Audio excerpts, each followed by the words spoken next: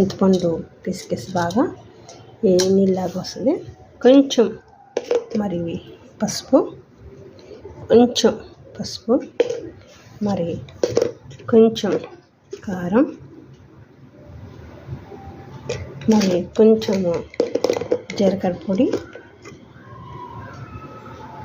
కొంచెం ఉప్పు, మరి కొంచెం సోస్,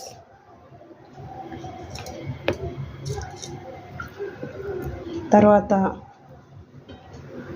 ఎంత అయిపోయిన తర్వాత తిప్పుకోవాలి ఇలాగా. మరి పుల్లగా ఉండాలి కదా మరి, కాబట్టి ఇది చూసారా మొత్తం అంతా ఇలా చేసేసాను.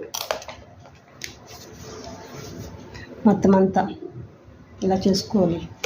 తర్వాత మళ్ళీ కొంచెం ఏమన్నా మనకి ఇవన్నీ ఉంటాయి కాబట్టి మరి